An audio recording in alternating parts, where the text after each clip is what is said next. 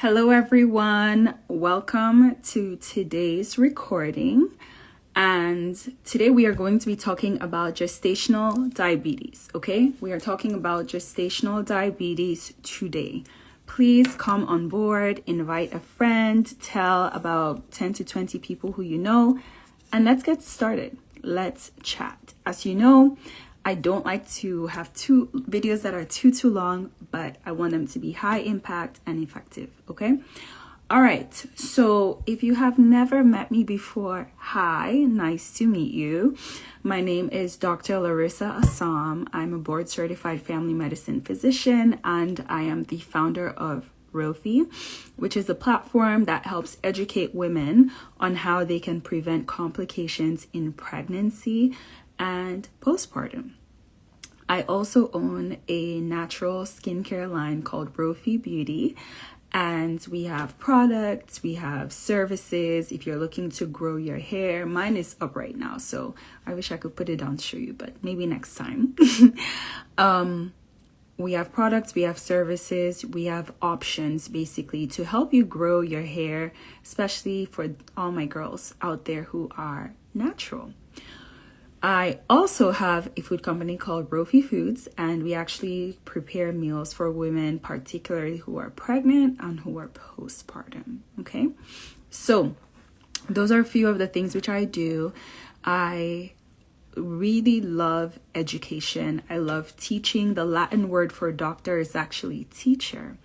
And so I believe part of my responsibility is to be able to educate women on health. And so that's what these sessions are for. And I will just start by I'll tell you a little bit about my background, and then I'll give you a disclaimer, and we're getting right into the topic. So background wise, I have a background in public health. Most people don't know, but I actually have a master's of public health. And by God's grace, I went to Johns Hopkins, #1, to be able to get it. And I always say that because it is such a great school that I strongly recommend any and everyone who is considering going there to go. Okay, Hopkins was absolutely amazing. I've gone to other schools, but Hopkins has a special place in my heart. Now, that qualifies me, in addition to my medical degree, right, to not only focus on just taking care of one patient at a time, but to really be focused on the health of a generation, the health of a population. And so such sessions are important. This is where I put my public health expert hat on, in addition to the medical expertise, and we talk and we learn, okay? Lastly, I will share a disclaimer. My disclaimer is that everything I'm about to share is simply for educational purposes. None of this is prescriptive. If you want formal medical diagnosis, I always recommend starting with your designated physician, and that is a good starting point, okay? So these videos are recorded on Instagram, and then they are uploaded to YouTube and to my podcast. So wherever you find yourself, hello, hi, nice to meet you. You're welcome to participate live while the recording is going on. But if you're watching the replay, hi, and please make sure you leave a comment sharing one thing that you learned, okay? Without further ado, let's get started and let's talk about gestational diabetes, okay?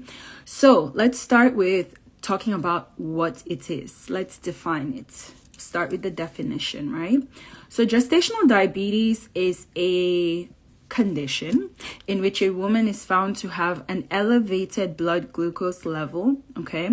And this is typically checked for, diagnosed starting at 24 weeks of pregnancy. So 24 weeks of pregnancy and going, according to the American College of Obstetricians and Gynecologists and the American Board of Family Medicine, 24 weeks and going, if a woman is found to have elevated blood glucose levels, then she's diagnosed with what we call gestational diabetes, okay? There are a couple of things that put women at risk of developing gestational diabetes. There's actually quite a very long list. One example is a prior history of having gestational diabetes. So let's say you were pregnant 2 years ago and you were found to have gestational diabetes, and then you happen to be pregnant again, it's possible that, in fact, that's now a risk factor, meaning you actually have to be very, very careful with your pregnancy and how you go through it, because once you've had it once, unfortunately, it puts you at risk of having it again. So doctors are going to be looking out for that.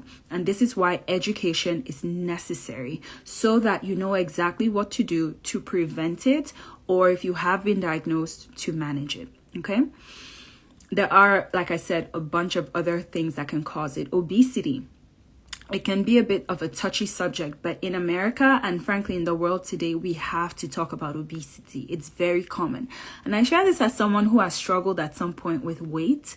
So I say that with all sensitivity, but for all intents of making sure that you have the healthiest life possible and the best outcomes in your pregnancy, we do have to address that elephant in the room called obesity. Okay.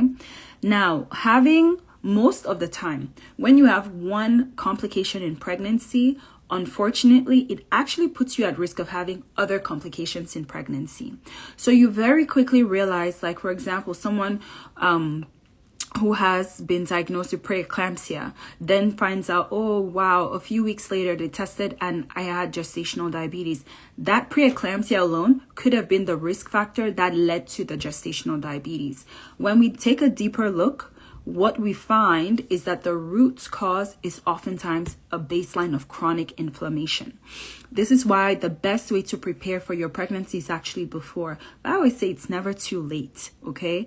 So it's never too late. If after you found out you had it, there's still things you can do. So I don't want you to listen to this and feel discouraged or feel like, woe is me. No, that's not the case.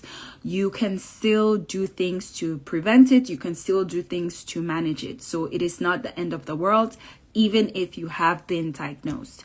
Now, how common is gestational diabetes? It tends to be discovered in about 1 in 10 pregnant women, okay? 1 in 10 pregnant women. When you think about it, that's actually quite common. Think of the last 10 women you knew who were pregnant, right? At least one of them, at least one will have gestational diabetes. Now, picture if any of them had any complication in pregnancy.